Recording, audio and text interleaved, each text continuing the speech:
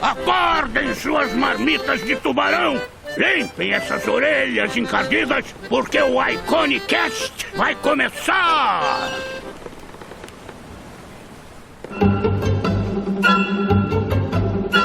Olá, meus queridos marujos e marujas, e sejam muito bem-vindos a mais um Iconicast. Eu sou o Henrique Lira, seu humilde anfitrião, e hoje nós recebemos Yara Kono, uma ilustradora que atualmente mora em Portugal há mais de 18 anos, né? Bem voltada a editorial, livros para miúdos, como ela disse, ou livros infantis, se você preferir. E esse episódio foi simplesmente muito emocionante para mim. Eu tive que segurar o choro algumas horas e algumas horas eu soltei o choro mesmo. E é muito gostoso ter uma conversa assim. E a gente gosta muito de trazer pessoas diferentes pro cast, né? Eu acho muito importante a gente, enquanto artista, sair da caixinha. E eu acho que a Yara, ela nos ajudou a fazer isso. A maneira que ela enxerga o mundo é muito bonita. E ela começou a ilustrar só depois dos 28, 30 anos. Então, por favor, assista. E assista de coração aberto, porque vai ser muito bonito. Também não se esqueça que no final do episódio a gente vai falar sobre os recadinhos da garrafa. Se você quiser mandar o seu recadinho, deixa aqui embaixo no link. A gente lê no final com o maior carinho do mundo, certo? E também, se você gostar desse episódio, deixa o like aqui se for no YouTube, ou se puder, nos avalie no iTunes. Isso nos ajuda bastante a crescer. Tudo bem? Sem mais delongas, simbora pro nosso show.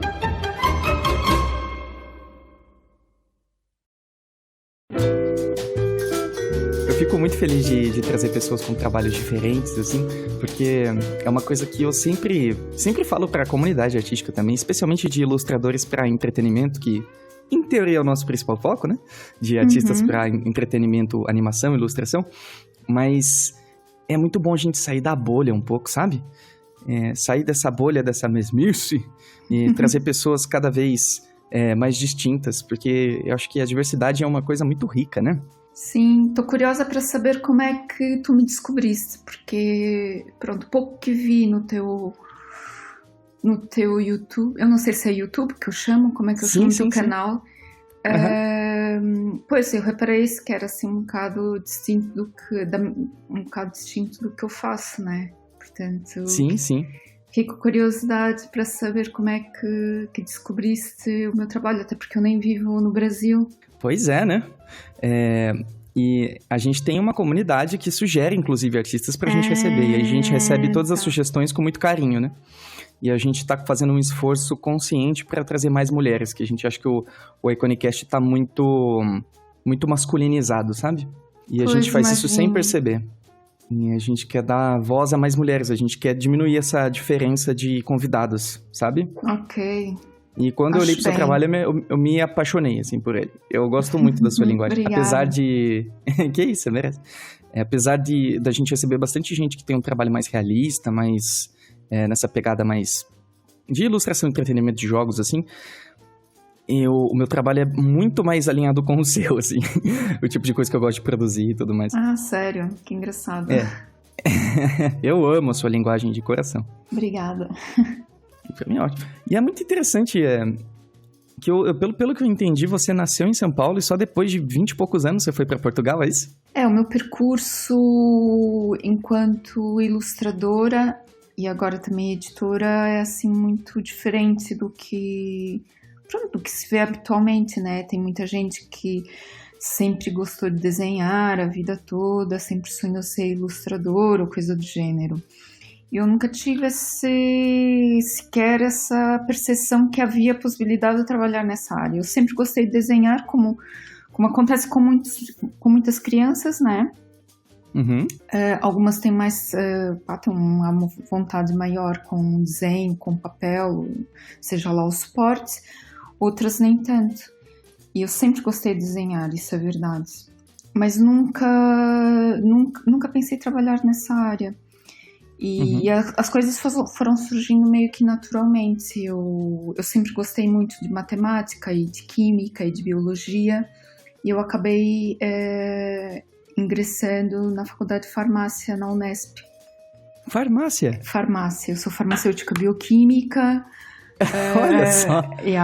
Com especialização na área de alimentos. Fiz uma pós-graduação em cosmetologia. Trabalhei numa farmácia de manipulação. Portanto, durante a primeira fase a minha fase, assim, adulta, jovem, dos 20 aos 30, eu trabalhei como farmacêutica. Então, basicamente, você só realmente começou a se interessar em trabalhar na área artística depois dos 30. Eu só descobri essa outra faceta com mais de 30 anos, exato. Foi Caramba, cômico. e como foi pra você se redescobrir, assim, depois de, em teoria, já ter escolhido a sua profissão de farmacêutica e tudo mais? Sim, eu acho que foi tudo assim tão natural, sabes? Eu fiz pronto, como eu disse, eu sempre gostei de desenhar. E quando eu terminei a faculdade de farmácia e comecei a trabalhar como farmacêutica, eu fiz um curso de desenho à noite, um curso de desenho desses básicos com modelo e não sei o quê. E o meu professor de desenho disse que eu tinha jeito para o design gráfico. E aí eu fui descobrindo essa área, fiz o curso todo à noite, fiz design e comunicação, pronto, mas nunca pensei que fosse trabalhar nessa área, era mesmo quase que um hobby. O que aconteceu foi que eu descobri uma bolsa de estudos para descendentes japoneses quando fui pela primeira vez ao Japão. Uhum. E eu decidi concorrer a essa bolsa e ganhei a bolsa e pude escolher uma área da atuação. E como não tinha experiência no design gráfico, pensei que seria bacana, apostar um pouco nessa área, já que tinha corrido sempre tudo tão bem. E aí foi, eu acho que foi assim o primeiro momento em que, pronto, comecei mesmo a mudar de área.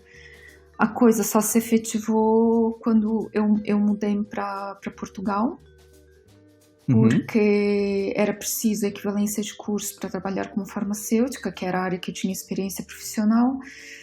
E aí eu decidi procurar emprego com meu portfólio de estudante. E eu consegui logo emprego.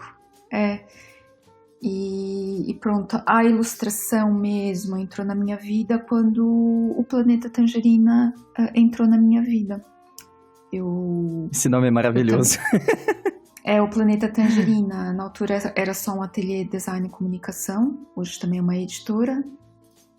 E eles precisavam de designer gráfico, eu respondi o anúncio de jornal, concorri com outras pessoas e senti mesmo que aquele era o meu lugar e é onde eu tô até hoje, né, a trabalhar.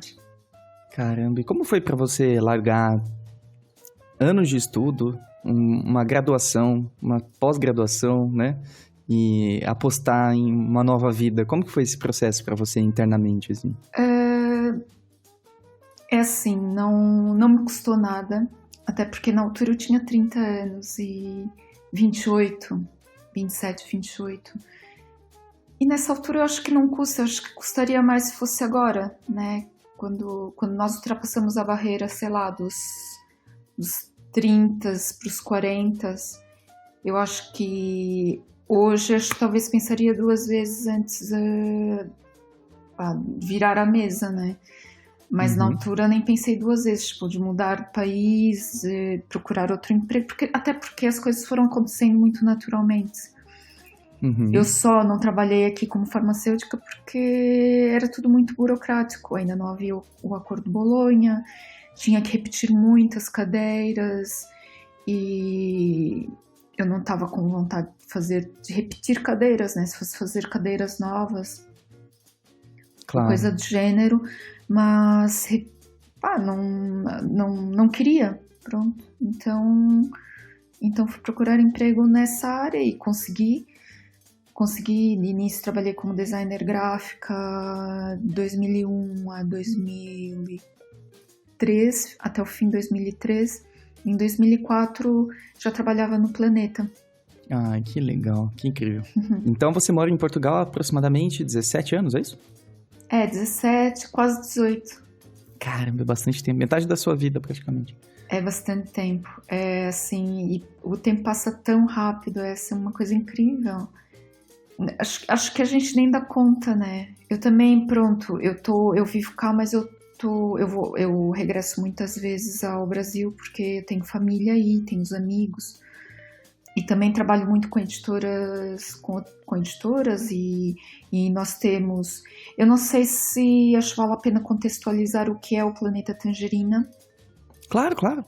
Pronto, Planeta Tangerina é um ateliê de design e comunicação que a partir de 2004, sobretudo a partir de 2007, na verdade, 2006, 2007, começou a funcionar também como editora.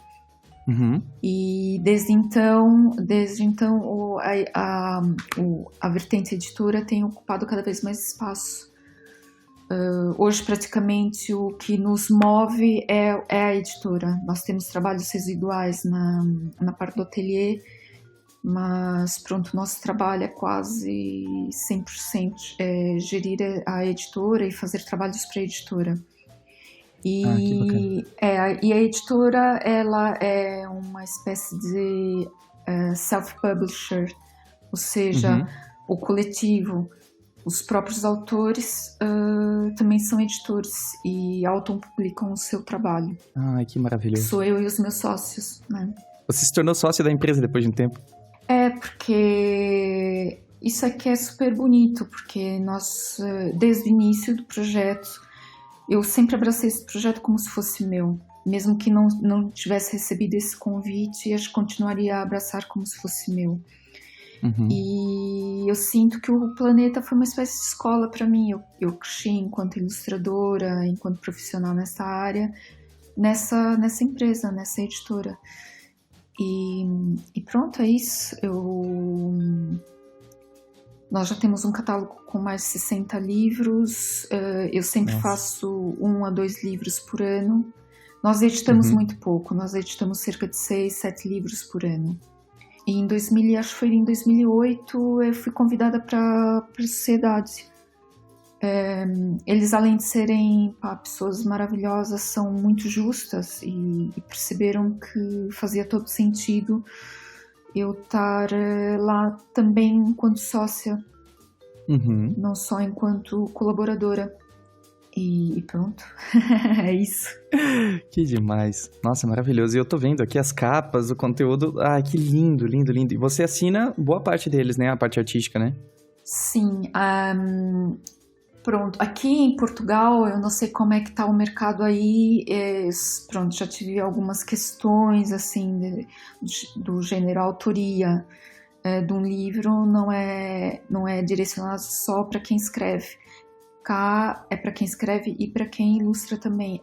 Ou seja, o livro é uma coautoria. Nossa. O que me chocou, acho que talvez um dos primeiros livros que fiz aí no Brasil, foi que o autor me cedeu 2% dos direitos do autor. Isso cá não existe, né? Isso seria impensável em Portugal. Em Portugal, sim, para nossa editora ao menos, é impensável. A autoria, se há um ilustrador e um escritor, é uma coautoria, né? Os dois são autores. E tem o mesmo peso na capa, tem o mesmo peso nos contratos. É tudo dividido, é tudo 50 para um, 50 para outro. Ai, que lindo. É porque se a gente troca o contexto, fica muito óbvio isso, né? É como se um diretor do filme ganhasse 90%, uma loucura, porque né? Não faz assim, sentido, uma né? coisa é você tem um livro em que existem ilustrações pontuais, e é claro, é óbvio que o texto tem muito mais peso, mas num picture book, num álbum ilustrado, um bom álbum ilustrado, o texto, a ilustração tem tanto peso quanto o texto. Sem dúvidas. Ali um pé de igualdade. E eu acho que num bom álbum ilustrado, um completa o outro. São elementos que fazem parte de um todo. Não é só texto, não é só ilustração. Claro. Portanto, faz todo sentido que haja uma divisão tipo da autoria num álbum ilustrado, eu acho. É a minha opinião. Perfeito. Então, basicamente, você teve mais de uma experiência no Brasil e todas elas foram chocantes? Ou foi uma coisa pontual, assim? Não, quer dizer, eu tive... Aliás, sempre que eu trabalho com editores no Brasil, adoro trabalhar com eles, são pessoas boníssimas. O que eu acho que é injusto ainda é essa questão dos direitos do autor. Claro. Mesmo. Acho super injusto e eles sabem muito bem disso. Não tenho papas na língua o receio de citar isso. Eles sabem muito bem o que eu acho. Mas pronto, uma coisa que eu acho que acaba por... Eles tentam compensar é porque o trabalho é muito bem pago aí no Brasil. Entendi. Né? Eu acho que as condições contratuais aqui em Portugal são... Pronto, que diz respeito a dinheiros e essas coisas, eu acho que deixa muito a desejar ainda não é possível fazer um bom contrato. Você acha que tem relação com o volume de pessoas de cada país? Porque o Brasil é sim. maçantemente maior que Portugal, né? Sim, eu acho que mesmo as condições de uma edição... Né? Aqui não existe planos de governo, uma editora ela tem que sobreviver com o que vende, né? Entendi. E não sei se tens muito contato com editoras, mas aqui, por exemplo, uma primeira edição, uma edição tem no máximo 1.500, 2.000 exemplares. Nossa, bem mais reduzido, né? Sim, mas que isso é impensável conseguir se escoar, tipo, em um ano, mais ou menos. Um bom livro deve escoar em mais ou menos um ano. Entendi. Há um livro que nós fizemos recentemente que esgotou em 2 meses. Olha só. Mas isso é uma espécie de exceção, não é muito comum, não é nada comum. Todos os projetos do Planeta Tangerina são voltados ao público infantil? Isso eu acho que é um bocado redutor, porque o que nós sempre dizemos é que o nosso leitor não tem, assim, uma idade específica. Ah, legal. O nosso leitor pode ser um miúdo que ainda não lê, que tem leitura acompanhada, portanto, os pais ou o adulto que acompanha essa leitura, ele também é nosso leitor. Mas eu conheço imensas pessoas que compram os nossos livros e não têm sequer filhos, ou não têm miúdos para oferecer. É óbvio que, pronto, como uma editora com um catálogo em que o Ex Libris é o álbum ilustrado, é inevitável que os nossos leitores, a maioria sejam crianças, né? De famílias, mas eu considero famílias e adultos e tudo. É o leitor. São os leitores. Faz sentido. Nossa, e eles são muito lindos, coloridos, assim. Eu gostaria de ter todos eles na minha prateleira, por exemplo. E eu também não tenho filhos. Lindo mesmo, muito legal. Então, a sua maior experiência foi enquanto ilustradora, basicamente o tempo inteiro foi com editorial, né? Eu tenho, assim, alguns trabalhos pontuais fora desse universo, mas sim, eu posso dizer que a minha especialidade é o álbum ilustrado. A maior parte do meu trabalho gira em torno desse universo. E quando você não está ilustrando para livros, o que você está fazendo, artisticamente falando? Então, deixa eu pensar. Eu posso, agora eu estou a fazer um livro e tenho um outro livro à espera e tenho outro livro à espera. Mas você tem 8 braços, né? Tinha uma fila de textos à espera para serem ilustrados. Mas, fora isso, por exemplo, fui convidada para fazer as ilustrações de um programa do Serviço Educativo do Padrão dos Descobrimentos. Ah, que bacana. Que eu adorei fazer. Antes disso, deixa eu pensar. O que é que eu fiz mais fora do mundo editorial? Na verdade, acho que eu faço muito pouco. Acho que com 4 livros esperando para ser ilustrados sobra pouco tempo, né? Sobra pouco tempo. Imagino. Mas sim, tipo, geralmente são ilustrações para programas educativos. Aham. Já fiz também o cartaz de um festival de cinema independente para a secção das crianças. Ah, que demais. Já fui convidada para fazer... Pronto, mas isso também no âmbito de um livro que ilustrei. Para fazer a cenografia de um espetáculo com base nesse tal livro que ilustrei. Assim, quer dizer, eu acho que a partir do momento que você começa a trabalhar nessa área, os trabalhos vão surgindo e podem pontualmente surgir assim, tipo, mas geralmente é editorial, não foge muito dessa área. Uhum.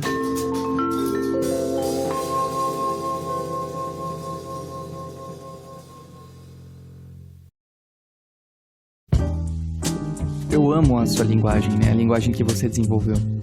É uma linguagem que, com certeza, assim, eu acredito que é muito apelativo para o tipo de público que você majoritariamente atende. E eu tenho muita curiosidade de entender como que você chegou a esse resultado, assim, por que você escolheu, e eu acredito que muitas vezes não é uma escolha, é um processo natural, mas essa sua linguagem maravilhosa, como que você desenvolveu ela, assim? Você chegou a fazer coisas diferentes antes ou logo de início você já tinha uma noção de que era mais ou menos esse o caminho que você queria seguir com a tua direção artística? Eu acho que isso é quase impossível de prever ou coisa do gênero. Eu acho que você vai evoluindo. Eu acho que o que eu vejo hoje, tenho estado a fazer agora, neste momento, por exemplo, que é um livro Planeta Tangerina, tem uma linguagem completamente diferente do que tenho feito. Tem alguma ligação, como é óbvio, não é? Uhum. Mas eu acho que experimentar e evoluir enquanto profissional, enquanto, ilustrador, eu acho que é importante. E uma coisa que eu tenho aprendido e aprendo sempre é isso, é estar a experimentar e não estagnar. Eu acho que, sobretudo nesta área, eu acho que em todas as áreas acaba por ser assim. Uhum. Mas eu acho, sobretudo nesta área, se você não sai um bocadinho da tua zona de conforto, vai lá experimentar um papel diferente, ou uma técnica diferente, uma maneira de... Uma coisa que eu acho imensa graça, que eu tenho praticado muito agora que eu dou aulas. Pronto, eu tento não contaminar os meus alunos, mas eu sei que eles me contaminam muito. Por exemplo... o material que eu tenho estado a usar agora, que é um pastel da Carandache, que é o Neocolor 2, foi uma aluna que trouxe para a aula. Eu adorei trabalhar com isso e eu acho isso super bonito, né? Não é só eu, enquanto professora, que mostro as coisas, eles também trazem coisas e partilham. Esse momento de partilha é super importante. Então, o que eu acho... eu acabo por dispersar um pouco, fugir um pouco. Não se preocupa, tá muito interessante. Mas o que eu acho que é importante é que o ilustrador ou a pessoa que esteja a estudar nessa área experimente coisas diferentes. E fecha um bocadinho às vezes o computador, porque às vezes a gente está a se contaminar muito pelo que se vê e se faz e quero fazer igual, não, esquece. Tenta fazer a tua experiência com base num poema que você leu. Eu acho que assim, as coisas que você experiencia no teu dia a dia são super importantes, né? No caso, nesta aula eu conheci este material, eu conheci o pastel a óleo, mas não conhecia este, que é um mix entre o pastel do óleo e o pastel seco. E pronto, não foi pela internet, ou foi... O que eu acho que há hoje em dia que também não acho que seja mal, né? São as vantagens de ter a internet. você contamina-se muito pelo que outras pessoas estão a fazer. Com certeza. E eu não digo que seja uma cópia, mas eu às tantas vejo 10 mil trabalhos super iguais, super parecidos a saírem, e super bons, né? Isso aqui faz mais confusão ainda. E são super bons, mas tá ali, é tudo muito igual, não sei. Homogêneo, né? Homogêneo. E acho que o que pode denotar, pode apontar ali uma diferença é a tua vivência, né? Claro. E não estou a falar só na técnica ou na ilustração ou na experiência enquanto ilustrador que você tem. É o que você lê, é o que você come, é o que você convive com os amigos. Tudo isso eu acho que influencia, querendo ou não. O que há é maior ou menor abertura para aceitar isso, né? O que o universo te envia. Que nem tem muita gente, você perdeu tanto tempo fazendo farmácia e fazendo essas especializações todas. Nossa, mas sabe o que eu acho? Eu acho que se eu não tivesse passado por isso, hoje eu não estaria a fazer o que eu faço. Eu acho que toda e qualquer experiência de vida é super positiva, mesmo as que aparentemente não são. Por isso, eu acho que há vivências passadas, mesmo na altura da faculdade de farmácia, que às vezes, inconscientemente, eu trago para as minhas ilustrações. Como foi o caso do Imagem, que foi um livro que eu fiz com um poema do Arnaldo Antunes, e trouxe um bocado o universo da microbiologia, que era algo que me fascinava quando eu era estudante, trouxe para esse livro. Caramba.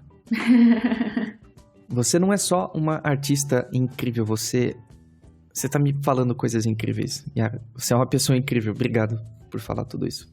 Eu acho que o que você tá falando é muito relevante, é muito importante a gente bater mais na tecla, sabe? Isso que você tá falando sobre, basicamente, ter coragem de ser você mesmo, né? É se descobrir, e não é tipo se descobrir através das outras pessoas que estão ao teu redor. Isso também é bom, né? Porque eu acho que é bom você conviver. Nós, que nem lá no Planeta, nós trabalhamos muito, temos essa parte muito individual, né? Sobretudo na parte da ilustração, e quando a Isa, por exemplo, está a escrever um texto, ou quando estamos concentradas num texto, mas há um momento de partilha, e que é importante. Mas nós sempre mantemos a nossa individualidade. Claro. E eu acho que isso é que faz um bocado notar a diferença entre um trabalho e outro. Eu acho, por exemplo, ilustrar Imagina, tenho um cacto aqui na minha frente, sei lá. Ok, uma coisa é tu ilustrares um cacto tal e qual, outra coisa é tipo interpretar, né, o que é o cacto e o que é o cacto para ti, né, uma planta que precisa de pouca água. Pronto, é mesmo tipo aprofundar um bocadinho o assunto. Uhum. Uma das coisas que eu digo muito para os meus alunos é que o primeiro momento, ilustrar é um gozo. Você vai ver, ilustrar é a parte mais fun de fazer um livro. Eu acho que a parte super importante, e eu acho que é o ingrediente principal quando nós já temos um texto em mãos, não é? Não estou a dizer tipo criar a coisa de raiz. Quando já nós temos um texto em mãos, é tipo ler, reler, é pesquisar, é tipo esboçar. E a composição que tu crias, para essa relação que tu crias de imagem com a palavra, é que faz a diferença entre um trabalho de um ilustrador e outro. A maneira de tu interpretares é a mesma coisa quando tu, sei lá, fotografas. Tu vês, tipo, N versões de uma fotografia de uma paisagem ou de um espaço qualquer.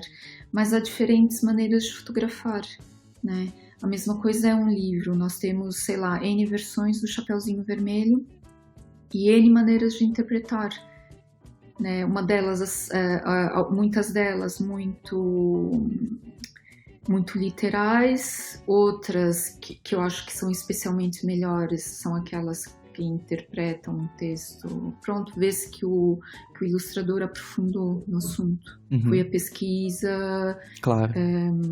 Tem profundidade, releu. né? Sim. Eu acho que é uma parte super importante do trabalho de ilustração, é não ficar pelo superficial.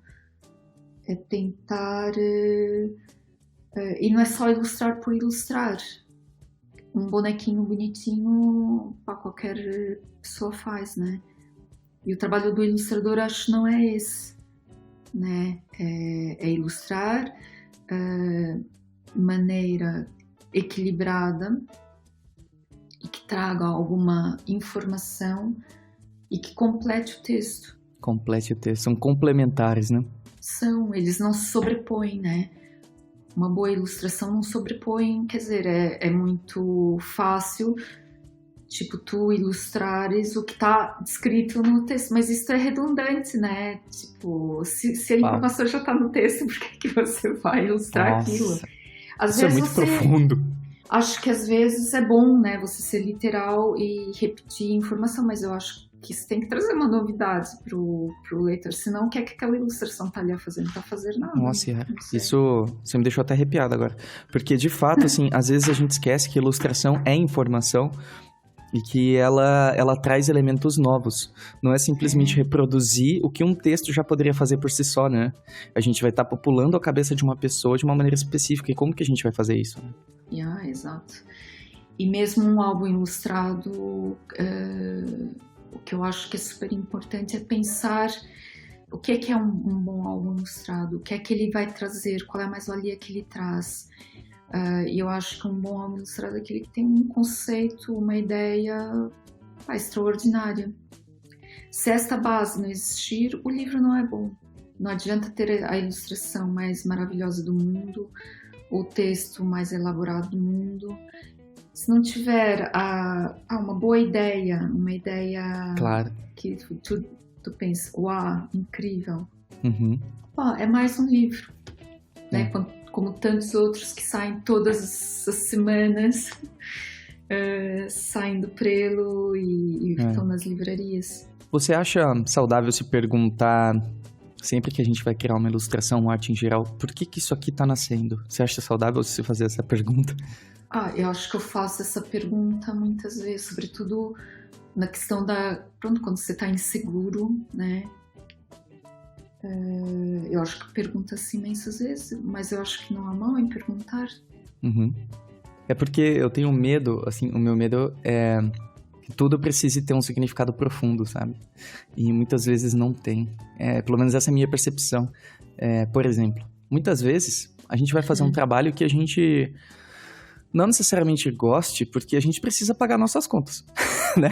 Essa é a realidade do brasileiro, tá? Não sei como tá em Portugal, mas muitas vezes acontece da gente pegar um trabalho que a gente não gosta de fazer. Eu vejo isso muito com os meus amigos que trabalham especificamente em publicidade, tá? E se a pessoa se perguntar por que eu tô fazendo isso, ela vai levantar e sair da sala, sabe? Sim, eu compreendo, e eu sei que eu também já trabalhei aliás, olha, o último trabalho que eu fiz foi para uma agência de publicidade, eu lembrei agora. Aí. Quer dizer, mas aquilo foi uma coisa muito gira, e eu só, eu nessa altura do campeonato, eu só aceito as coisas que sejam, obviamente, pagas de maneira justa, e que eu gosto do projeto. Caso contrário, não prefiro recusar. E este em particular, fiquei muito curiosa porque era um vídeo para uso interno da agência de publicidade. Quem me contactou foi o realizador é um realizador de vídeos. Realizador cá é diretor. Certo. Era um diretor de vídeos e ele tinha ouvido falar no nome através de outra ilustradora e mostrou-me um vídeo para exemplificar, e era um vídeo com miúdos, com crianças pequeninas, e o ilustrador perguntava o que era o futuro e as crianças iam dizendo que era o futuro e tu ias ilustrando. Ah, que lindo. É muito lindo. E eu gostei imenso disso, dessa ideia de desenhar o futuro do ponto de vista deles, sem algo. Pronto, no caso, os miúdos aqui de Portugal já sabiam todos o que era o futuro. Mas nesse vídeo de exemplo, nem todos os miúdos, eram mesmo miúdos muito pequeninos, e nem muitos deles não sabiam o que era a palavra futuro. Olha só. O futuro é aquilo que vai acontecer amanhã, ou vai acontecer depois de amanhã, ou daqui 10 anos. Isso é muito forte. É muito legal. Então, só porque tu estavas a me perguntar dos trabalhos que eu fiz sem ser livro, sem ser editorial, e esse eu lembrei, foi assim uma tarde, foi super exaustivo, nunca tinha estado assim em estúdio tanto tempo, fiquei a tarde toda, mas deu-me um gozo incrível, os miúdos são incríveis mesmo. Ah, que bom, que bom que seja uma experiência boa. Sim, por acaso foi. Mas pronto, eu compreendo que nem toda a gente tem esse privilégio de poder escolher o trabalho que faz. Mas o que eu acho que é importante é que não se deixe vender 100% de género. Por exemplo, um cliente pede um trabalho. E eu faço uma proposta que supostamente, que eu já percebo que é a proposta mais comercial, que vai agradar mais o cliente, mas eu sempre tento vender o meu peixe, ou seja, eu nunca deixo de fazer as coisas como eu acho que devem ser feitas, e sempre tento dissuadir o cliente que esse será o melhor caminho. E muitas vezes consigo. Hein? Olha só, me ensina depois, por favor. Muitas vezes consigo, mas muitas vezes não consigo também. Tem que aceitar às vezes, né? Sim, mas mesmo assim, a proposta mais comercial nunca é uma proposta péssima, assim, uma proposta que, pronto, pra mim é aceitável. Claro, faz sentido, né? Também pro projeto. Sim, até porque, sim, se a pessoa encomendou, um trabalho pra mim, é porque conhece minimamente o meu trabalho. E se não aceitar, tipo, depois da 3ª, 4ª tentativa, sinto muito, eu acho que é melhor procurar outra pessoa, né? Olha só, que convicção, hein? Muito bem. Um dia eu chego lá. Eu acho que é assim, não sei. Isso nunca aconteceu também. Ah, que legal. E eu achei super interessante que você é uma professora também, porque eu acho que isso dá uma nova dimensão até para o nosso próprio trabalho, quando a gente ensina, né? E você comentou uma coisa que eu achei muito curiosa, que é em relação a esse processo de contaminação, que você tem muito medo de contaminar os seus alunos, né? Como que é esse processo para você? O que você faz para não contaminar, ou pelo menos dissuadir a contaminação? Primeiro, eu não os obrigo a escolherem uma técnica que esteja próxima ao gênero de trabalho que eu faço. Ah, legal. Né? O que eu mostro são caminhos, mecanismos, técnicas para eles trabalharem, e eu dou liberdade para eles de escolherem o que eles bem entenderem, né? Os caminhos que eles quiserem escolher. Tanto é que o primeiro exercício que eu dou em aula, que até foi uma amiga minha, que a Valquíria Prates me ensinou, que ela me mostrou, foi o caminho da Lígia Clark. É mesmo a primeira coisa que faço, que é um momento assim de reflexão que a própria Lígia Clark teve em certo período da vida dela, mesmo no meio da carreira dela, e em que tu depois podes ir à internet ver, em que tu começa a recortar um cinto de Moebius e faz o teu percurso, faz o teu caminho.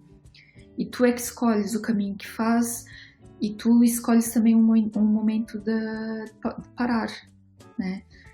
Portanto, esse é um bocado um exercício, e é quase uma espécie de uma obra de arte, né? Acho que é uma coisa assim super bonita. E eu acho que isso é super importante.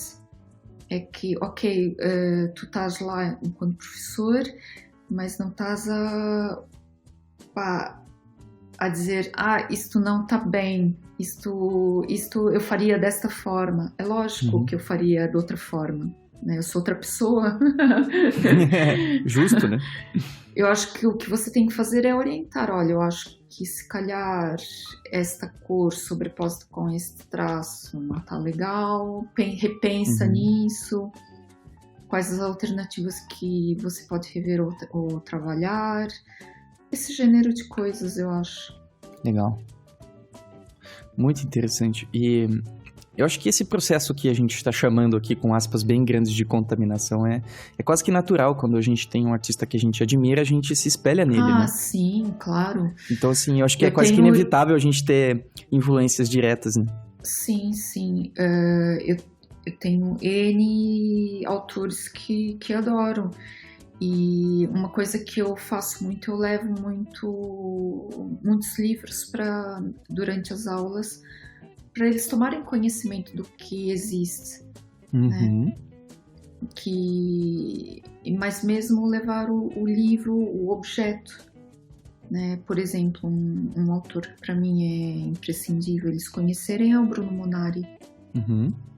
Né? Não só o trabalho dele enquanto ilustrador e designer gráfico e autor de livros ilustrados, mas é tudo que ele trouxe para esse universo.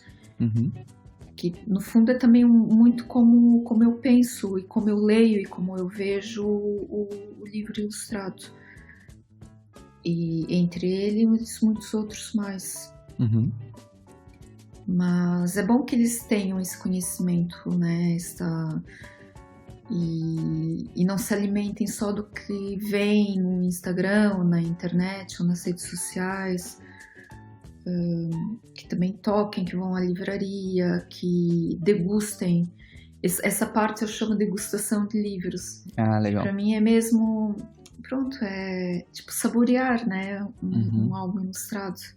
Porque um livro com um álbum ilustrado, um livro ilustrado, ele deve ser saboreado, né? Ele não deve ser só lido, tipo, não é só o miolo. É tudo, as guardas interessam, a capa e a contracapa interessam, a espinha, que é a lombada, interessa, super interessa. Eu acho que há um monte de coisas para ler e reler e rever num livro desse formato, e que isso também é algo que eu acho que tento ensinar quando dou aulas. Nossa, que bom! É que eles apreciem esse formato. É porque eu acho que tudo também, quer dizer, você tem várias maneiras de ver o mundo, né? Cada um tem a sua maneira de ver o mundo. Mas eu acho que tem de se criar assim algumas sensibilidades também para ver e ler e reler as coisas. Não é só ver por ver, nesse mundo tão doido em que tu recebes tanta informação ao mesmo tempo. E às vezes só lês, tipo, tu não lês um artigo inteiro, tu não tens tempo para isso, tu lês só as letras gordas e tipo, já começa a opinar acerca disso. É bem assim. É bem assim, não é? Hoje em dia.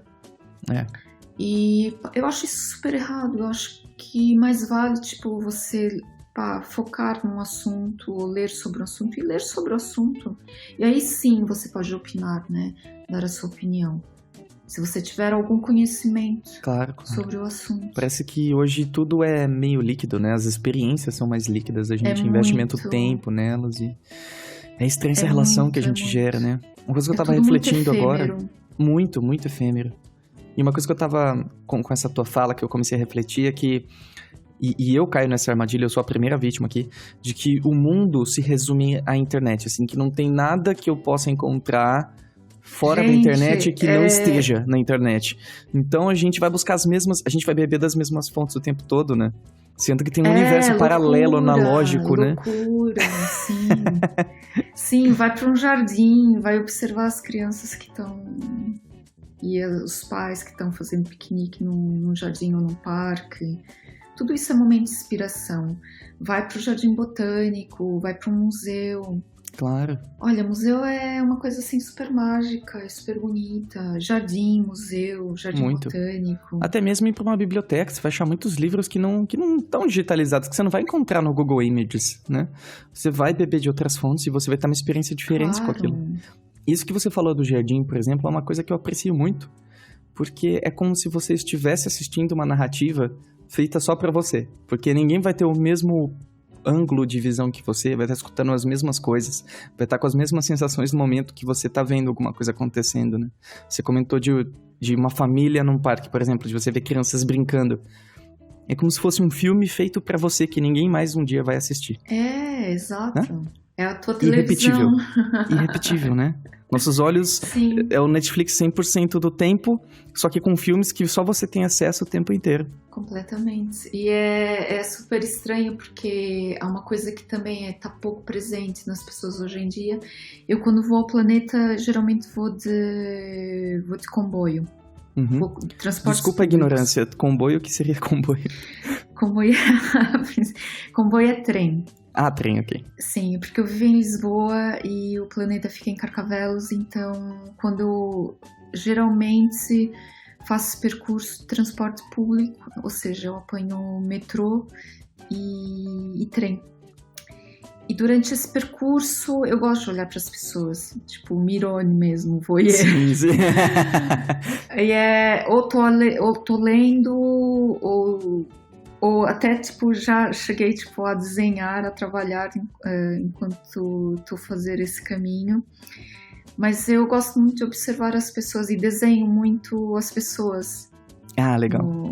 No caderninho. Eu tenho muito esse hábito desde que vivo em Lisboa.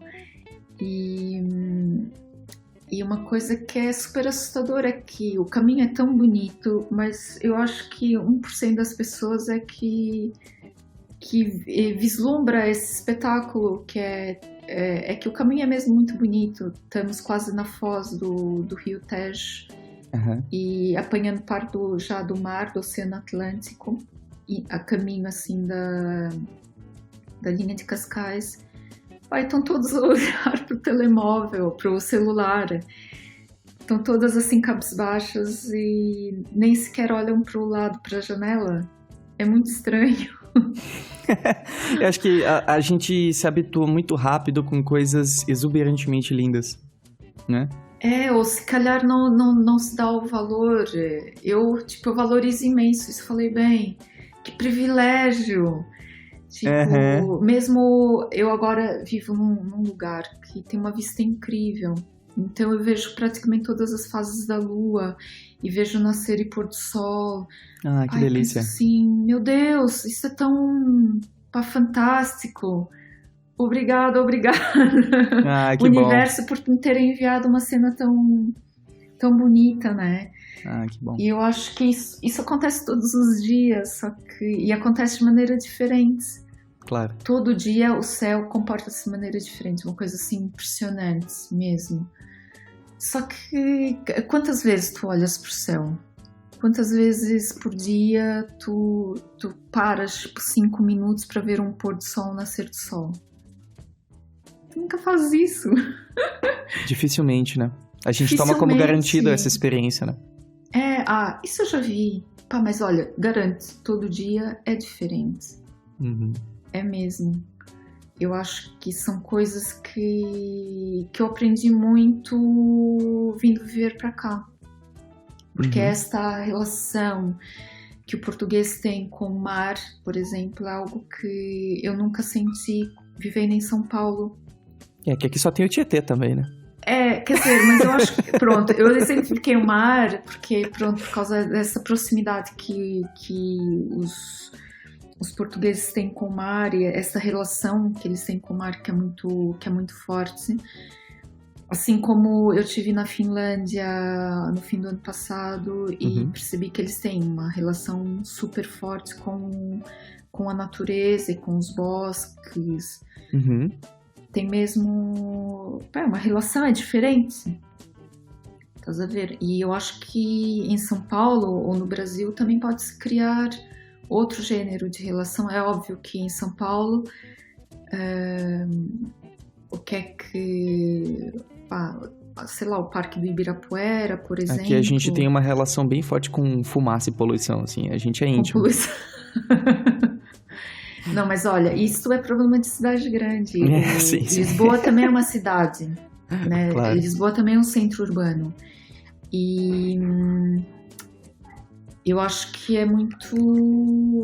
Eu acho que é super normal, porque eu também tenho aqui poluição, tem poluição sonora. É uma cidade, né? Mas eu acho que todo e qualquer lugar tem coisas assim para valorizar também. Eu acho que tens de procurar. Claro, com certeza. Mesmo o Tietê. O Tietê eu acho que é um rio incrível. É de uma força... Eu acho que o rio Tietê é um exemplo do que é, de como a natureza é forte, porque tu sabes que ela, quando chega na divisa, não sei de onde, ela já está completamente limpa, as águas do Tietê. Nossa, a nascente do rio é maravilhosamente limpa, né? Depois ela passa por São Paulo, fica assim horrivelmente poluída, e depois ela vai indo pro interior e ela volta a ficar limpa. Caramba. Eu também eu comecei a olhar pro rio um pouco diferente, né? Porque quem passa perto da Marginal Tietê sabe aquele cheiro maravilhoso de esgoto que sobe, né? E muito desse cheiro, pelo que eu entendi, é devido ao tipo da terra que tá atrelado àquela região. E não é necessariamente sujeira, mas em vários outros lugares limpos esse cheiro também vai ser, ele é característico disso. E eu achei interessante. Característico de rio, né? Daquela lama. E eu achei super interessante. Eu falei, olha, e eu julgando todo mundo. Com certeza tem vários dejetos e outras coisas ali. Mas acho que o que predomina realmente é esse tipo de lama. Achei muito, muito interessante isso. Portanto, tem que começar a ver o rio Tietê de outra forma, eu acho. De outra tem forma. Que visitar o tudo, rio, né? você tem que visitar o rio Tietê já a quilômetros de São Paulo. Né? Isso, com certeza.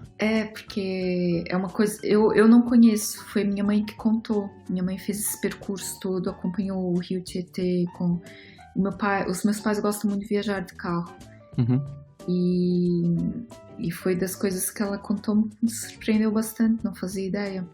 Eu também sempre tive essa coisa, rio Tietê tão poluído e não sei o quê. Mas a minha mãe disse, mas é um rio incrível, tem uma força incrível. E ele, quando chega não sei onde, já está completamente despoluído. E tem peixe e tudo. Imagina. Por isso que eu acho que a natureza tem uma força incrível mesmo. Tem, nossa, eu tava vendo esses dias Tava lembrando, acho que é um documentário, uma série de documentários do National Geographic, não sei se é exatamente deles, que é Um Mundo Após os Humanos, né? Aí eles vão lá e cada episódio eles pegam um período, por exemplo, 1 ano depois dos humanos. Se os humanos desaparecessem da Terra, o que ia acontecer com tudo, né? E o fim da história é que, basicamente, pelo que eu entendi, depois de 100 anos, é como se os seres humanos nunca tivessem existido, a natureza já ia ter tomado conta de tudo. Então, eu reparo nisso às vezes quando estou de comboio, assim, na beira da estrada, ou mesmo aquelas que levam um tratamento constante, né, são cortadas, a relva é cortada e não sei o que, a grama. Mas se você passa por lá, você vê que há sítios, há lugares em que a vegetação domina completamente. E num espaço em que é altamente urbano e que... eu vejo isso, eu tenho aqui um vizinho que o quintal está praticamente abandonado. Isso parece uma floresta. A vegetação domina completamente, é incrível mesmo. A natureza é incrível. A natureza é incrível, tem uma força. Espero que tenha força suficiente para sobreviver a tudo que vem acontecendo, mas Ah, sim, eu Mas acho que o planeta pronto, tá por um bem, lado. sabe? Acho que é a gente que tá mal. O planeta, ele já passou por era glacial, já se reinventou muitas vezes. A gente que não tá sabendo aproveitar. Acho que pro planeta a gente é só uma gripe. Pois eu tenho tanta. Exato, eu também acho. É um vírus, né? Uma coisa assim. Daqui a pouco passa. É uma espirradinha. Uma escadinha. Yeah. É, Caramba. concordo. Nossa, Yara, essa conversa que a gente tá sendo um presente imenso, assim, pra mim. Acho que você não tem noção do quanto. Bom. Obrigado mesmo. Como eu te disse, né? A maioria das pessoas que escutam aqui, eles querem trabalhar como artistas. Nem sempre, tem pessoas de outras áreas que escutam, né? Porque a conversa é sempre muito gostosa e sempre é muito além da arte, né? O que a gente falou aqui é muito além da arte, eu acho. É a vida, né? É a vida e a arte tá tudo junto. E é lindo isso. Eu acho isso lindo demais. Yeah. É uma coisa que, não se pode misturar o trabalho com a vida pessoal. Epá, isso pra mim não acontece. Não rola, né? Tá assim, é quase como se fosse uma massa só. Acho que dá pra fazer, mas eu acho que você perde uma riqueza, né? Não, é uma loucura, porque a partir de certo momento, tu quase desenha com os olhos. Tá sempre a pensar e tá sempre... É como se fosse um grande... Não é bem um vício, mas... É uma coisa que está mesmo presente o tempo todo. Tu começas a sempre pensar como é que seria isto ilustrado de certa forma, ou Sim. Sobretudo quando eu leio. Antigamente, quando eu lia, sobretudo poemas, eu imaginava muito... Pronto, o cenário, né? Eu acho que isso é natural que aconteça. Eu agora meio que ilustro. É o último livro de poemas que eu li. Ilustrei imensas... Quer dizer, imaginei ilustrações para imensos poemas. Isso é super engraçado, né? Estás constantemente, sem querer... querendo, acaba sempre estar a pôr o cérebro a trabalhar nas tuas coisas, não sei. Sim, não, eu super entendo, assim, pelo menos no nosso contexto, no contexto de um ilustrador ou de um animador, é muito importante, durante um período, estudar com mais intensidade os fundamentos de desenho, né? Então a gente está falando de anatomia, desenho gestual, perspectiva, entre uma série de outras coisas. E a gente bate muito nessa tecla, né? Pelo menos para quem quer trabalhar na indústria. E as pessoas esquecem que indústria realmente tem esse nome indústria mesmo, porque a gente começa a gerar um processo meio industrializado de fazer o desenho, né? Começa a se tornar meio mecânico e pode se tornar uma obrigação. E eu acho que isso é super comum que aconteça. Sim, mas mesmo que tu trabalhes nessa área, eu acho que tens de ter tempo para o teu diário gráfico, tens de ter tempo para a tua vertente mais artística, porque isso é que vai trazer coisas que eu acho que podem influenciar direto ou indiretamente o que estás a fazer nesse momento, por mais mecânico que seja. Faz sentido. Né? Acho que é super importante sempre estar ali a ativar o teu cérebro, a parte criativa do teu cérebro. Nossa, acho com certeza. Mesmo que é vital. Não é preciso ser só no desenho, né? É em tudo, eu acho, em todas as áreas. Claro. Eu sinto que isso que você tá falando, assim, acho muito interessante. É como se a gente se permitisse um momento de liberdade no meio desse processo menos dinâmico, as coisas... A vontade de fazer aquilo se renovasse mais facilmente, né? Então, mesmo que você precise estar estudando fundamentos e isso seja um pé no saco, e muitas vezes pegar um momento para você ser livre no meio daquela turbulência, né? E você se expressar de maneira despreocupada com qualquer coisa. Isso. Talvez isso seja como se fosse uma âncora pra tua essência, né? Com frequência. Sim, eu acho, por exemplo, que a parte de teoria, tipo, a parte técnica é super importante e é vital para esse gênero de trabalho que nós fazemos. Mas eu acho que, por exemplo, uma aula de filosofia, história da arte, eu acho tão ou mais importante quanto esta parte, porque pronto, a técnica... A gente vai adquirindo e vai recebendo, né, essa informação e vai desenvolvendo com a prática. É. Mas há coisas que esse gênero de conhecimento que tu recebes com a vida ou com uma conversa que tenhas com uma pessoa ou numa aula esteja mesmo voltada para essa área, nem dá para contabilizar, né? Eu acho que isso é de uma riqueza. Isso vai trazer coisas boas não só para a tua vida profissional, mas para a tua vida toda, né? Nem dá para separar. Eu acho que uma coisa que é super importante é você fazer uma coisa que você gosta.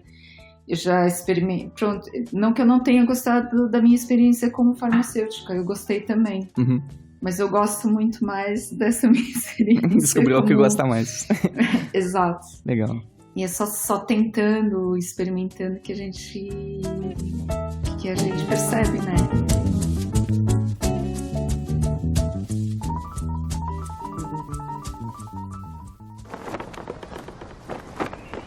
Segurem firme, seus mexilhões mal cozidos. Temos um anúncio a fazer. Imagina você mais de 15 vezes por mês poder ter encontros ao vivo usando seu áudio e seu vídeo com artistas profissionais sobre os mais diversos temas. Essa é a Jornada Iconic. Nosso sistema de assinaturas para ilustradores que a gente tem o maior orgulho de ter criado e a gente gostaria de convidar vocês a conhecerem. Como eu disse, durante o mês, mais de 15 encontros ao vivo, todos na mesma sala, todos podendo falar, tirar dúvidas. Eu acho que não tem nada mais especial do que isso. Eu acho que você deveria dar uma chance. Se tiver interesse, acesse iconic.academy/assinaturas/jornada. Sem mais delongas, voltando para o nosso show.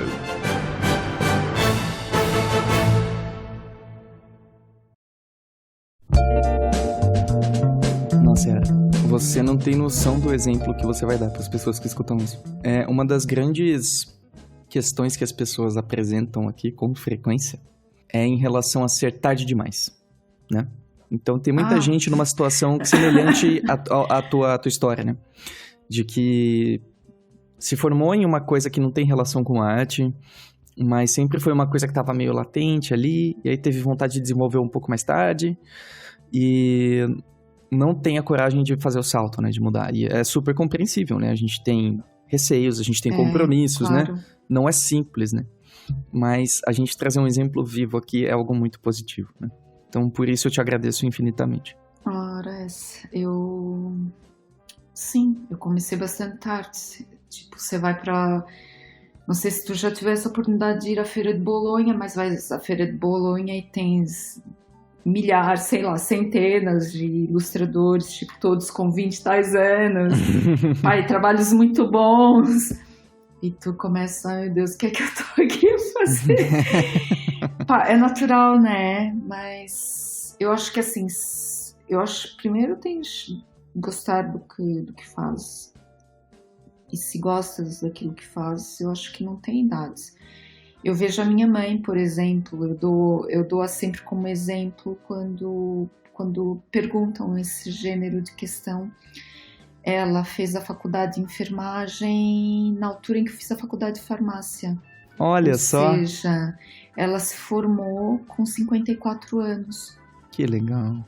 Se formou enfermeira e trabalhou nessa área até a aposentadoria. Por isso eu acho que ela, muito mais que eu, é exemplo de que nunca é tarde mesmo para se fazer ou para se descobrir algo que gosta de fazer.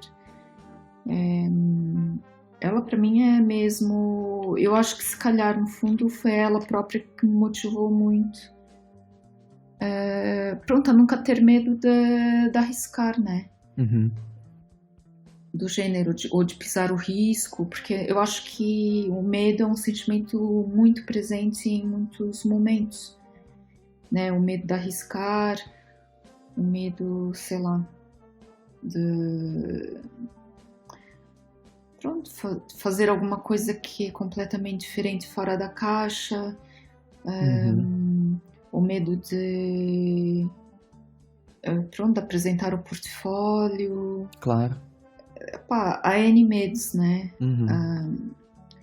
E eu acho que...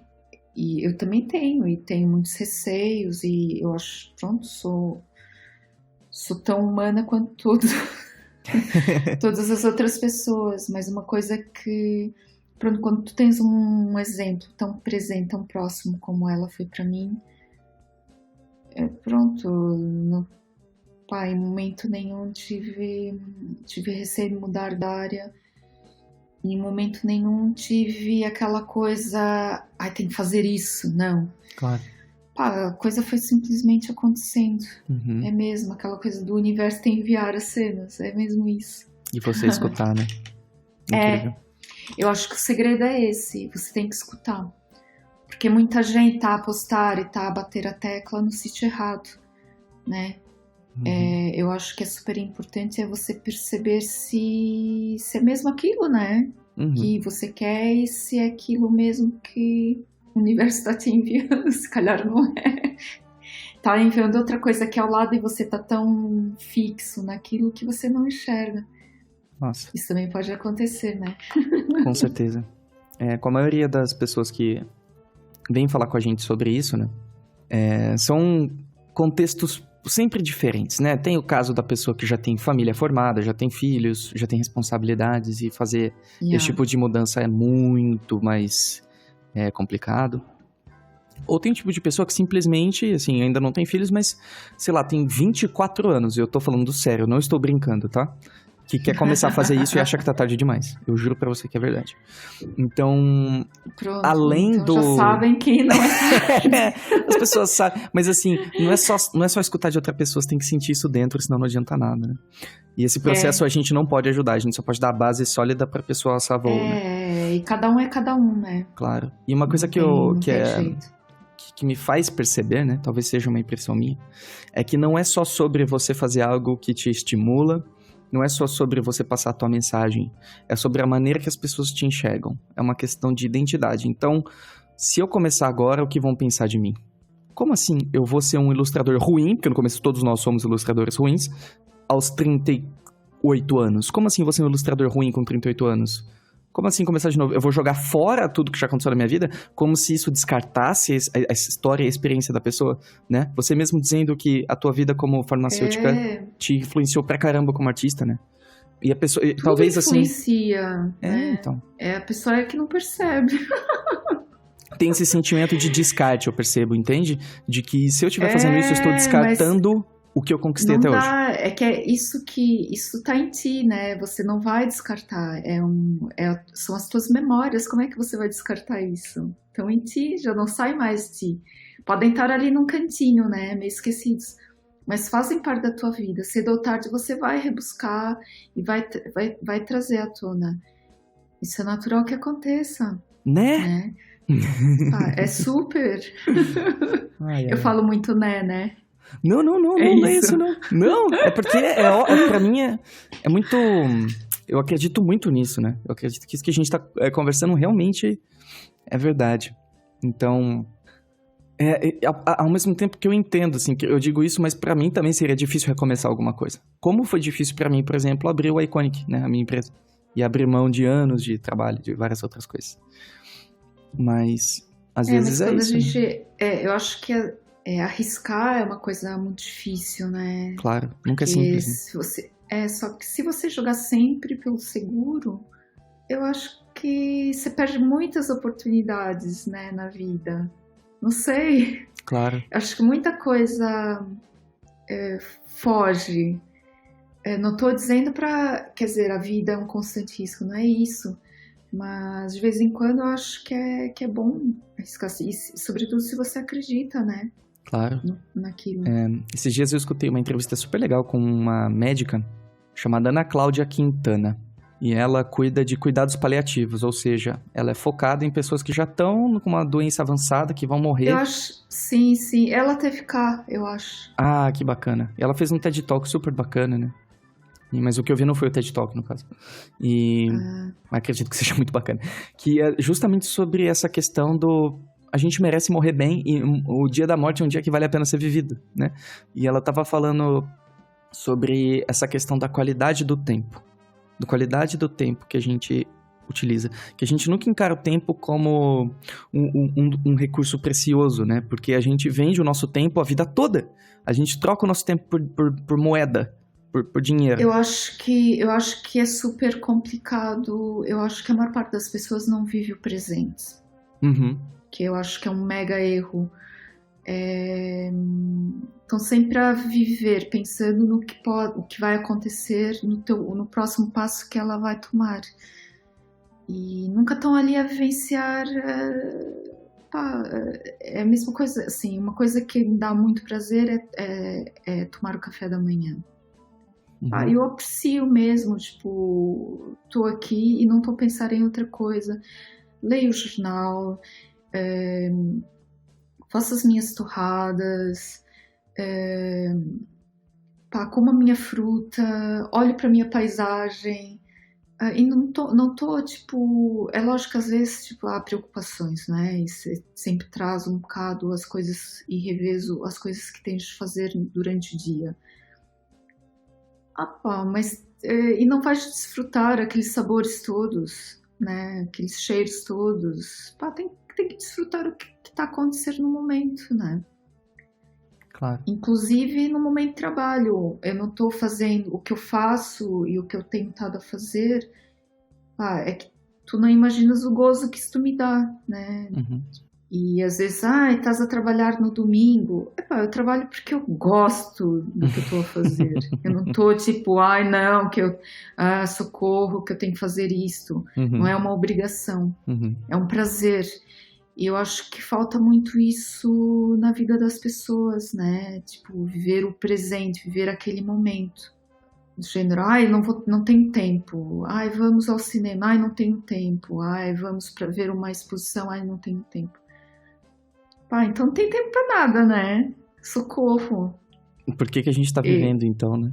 Porque qual é a razão, né? Se você não tem tempo de ir ver um concerto interessante, se você não tem tempo, tipo, de fazer aquele percurso a pé, ou sei lá, ou de ir a uma inauguração de uma exposição de um amigo.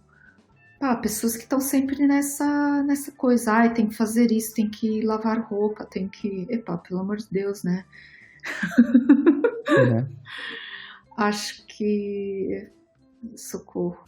Acho que socorro, definiu a vida. Acho que socorro. Sim, eu acho que é quase uma desculpa para as pessoas não fazerem as coisas. E depois podem ficar lá meia hora no Facebook. Claro. Sem se mexerem, né? Nossa. Ai. Eu acho que o que é o aproveitamento de tempo. Por que eu não posso, tipo, dar uma volta aqui no quarteirão e respirar ar puro? Né? Estar, tipo, em casa, enfurnado, a descabelar-se porque a coisa não está a correr bem. E às vezes, tipo, se tu deres essa volta no quarteirão, olhar para as cores todas e para a luz que está a bater lá fora, se calhar isso pode te inspirar e vens inspirado e consegues trabalhar melhor. Claro. Sabe o que eu penso, né? Tô pensando agora com essa conversa, de que a vida não se resume a fazer a manutenção dela. Claro que não. Eu sinto que a gente passa a vida fazendo a manutenção dela, sabe? A gente trabalha para conseguir comer, para ter uma casa, para que a gente possa continuar conseguindo trabalhar para ter comida e casa. E se for só isso, é difícil, né? É difícil. Se a gente só viver em função de fazer a manutenção de viver, meio que não faz sentido, né? Eu acredito que o sentido tá nas relações, né? Não faz sentido nenhum. O sentido tá no... tá na mágica, mim, né? Não sei. Tá na mágica de estar vivo e viver as relações e experimentar a nossa infinita criatividade através de seja lá como, né? Seja através de ilustração, animação, uma dança, uma música, uma contemplação. Uma coisa que eu descobri muito recentemente não, já fazem 2 ou 3 anos, porque depois eu deixei de fazer, foi a dança contemporânea. Olha só. É uma vertente da dança em que tu tens de usar muita criatividade. E há momentos quase de meditação, porque tu estás tão concentrado naquilo que estás a fazer, nos teus movimentos. E os movimentos são tão livres, que é algo, assim, super revelador mesmo. Uhum. E pronto, vais sempre descobrindo coisas diferentes, né? Não sei. Seja, eu agora estou a fazer yoga e também para mim está a ser algo a descobrir o ponto de equilíbrio do teu corpo. É uma coisa incrível, né? Hoje eu me sinto muito melhor fisicamente do que quando tinha 30, não sei. Uhum. Caramba. Sinto mesmo bem, sinto... Uma coisa que o yoga me ensinou foi respirar. Uhum. Então, como é isso, né? Acho incrível. Por isso que, assim, a vida é um constante aprendizado. Você vai aprendendo todos os dias, vai aprendendo uma coisinha diferente. Cabe ao teu cérebro e a você receber, né, essa informação toda e usar de alguma forma. Claro, com certeza. Ai, nossa senhora, que presente que foi te conhecer hoje. Obrigado, viu? Obrigadão demais por esse papo extremamente rico. Nada. Que eu com certeza vou escutar mais algumas vezes. Porque eu preciso assimilar tudo que você disse. Sério. Ai, eu preciso fazer uns cortes, não? Não, vai reto assim, brincadeira. Ai. Yara, como que as pessoas te acham no mundo virtual? Tem algum site, alguma coisa? Isso é muito, muito fácil. Apesar dessa crítica toda, né? As pessoas me acham na livraria. Imagina. É uma coisa que está presente, né, nas nossas vidas, que é o Facebook, é o Instagram. Portanto, se procurarem por Yara Kono, vão encontrar. Mas boa parte do meu trabalho e que eu considero assim mais valiosa está no site Planeta Tangerina, não só o meu trabalho, mas também o trabalho da editora, que eu acho que foi uma editora que eu acho que dá asa para um outro dia de conversa, que é uma editora que mudou o mercado editorial cá em Portugal nesta área. Ah, que demais. Portanto, eu acho que vale a pena irem lá espreitar o site Planeta Tangerina também.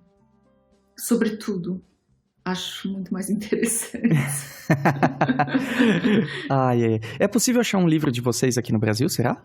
Nós temos quase todos os nossos livros editados aí, sobretudo pelo SESI, São Paulo, mas também pela Companhia das Letrinhas, pela Perópolis. Nós já tivemos também pela COSAC, pela afinada COSAC na IFE. Eu acho basicamente, se eu estou me esquecer, peço desculpas. Ah, maravilha. Eu admito que eu vou buscar e vou ter um aqui em casa. Porque eu quero ter um trabalho seu aqui agora.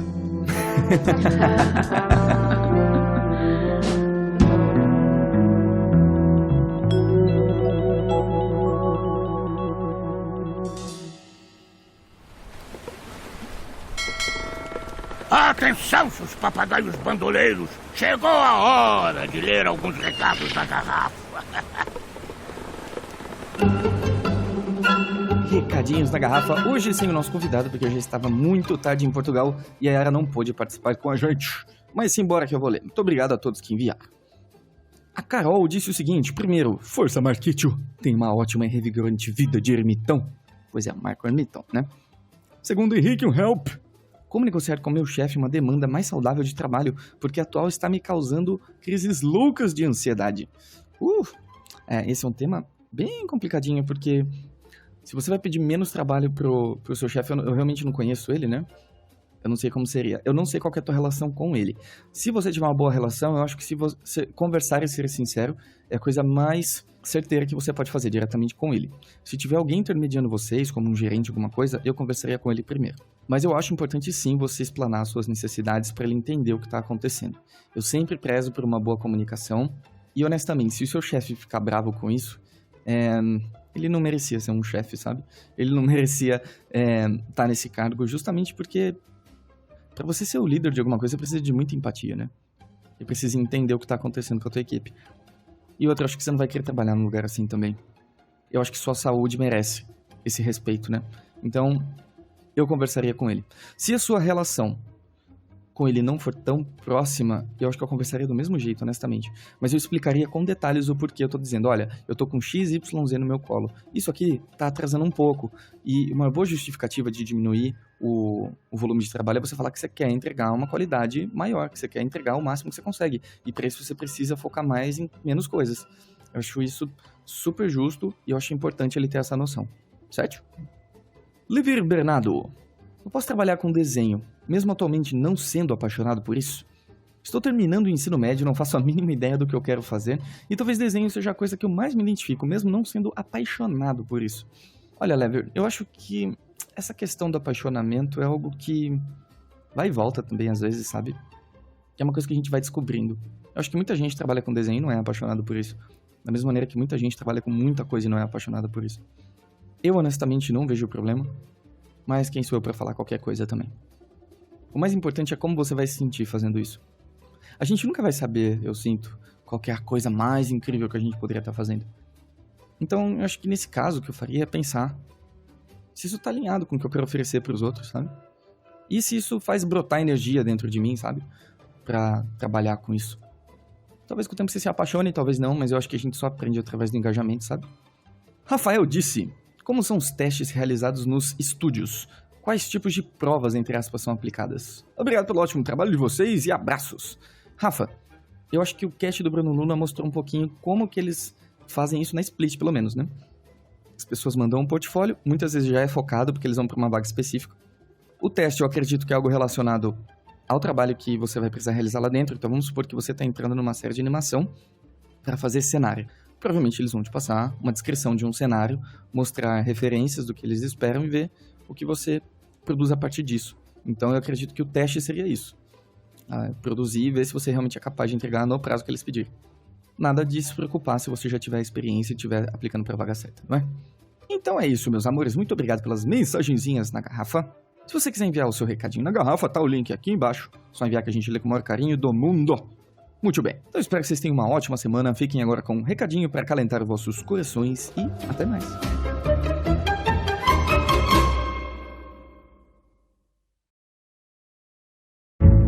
Bom dia, tripulação. De verdade é um negócio assustador. Assustador porque quando você realmente compreende que você é o único responsável pelos resultados da sua jornada, a barriga dá até um nó. Já aconteceu de você e seus amigos demorarem horas para decidir qual lugar vocês iam sair no fim de semana? Comigo acontece até hoje. Ninguém quer ser o responsável por escolher as coisas, simplesmente porque ninguém quer carregar nas costas o peso de uma decisão ruim. Mas é através de decisões que a gente vai para algum lugar, você não acha? Decidir estudar todos os dias, decidir trabalhar no lugar X, no lugar Y, decidir abrir seu próprio negócio, decidir chamar aquela pessoa especial para sair. Acho que muitas vezes a gente não consegue as coisas porque a gente não decide ir atrás delas de verdade, a gente decide elas mais ou menos. E decidir mais ou menos é a mesma coisa que não decidir nada. Quando a gente não toma alguma decisão sobre a nossa vida, alguém toma pela gente. E eu sei que exige muita coragem, muito esforço fazer esse tipo de coisa, não é simples. Mas por mais que seja assustador fazer essas escolhas, são elas que vão levar o nosso barquinho um pouquinho depois do horizonte, e além. E uma coisa eu reparei, e eu falo isso com bastante confiança, que a vida compensa os corajosos. Então tenha um dia recheado de coragem e continue na verdade.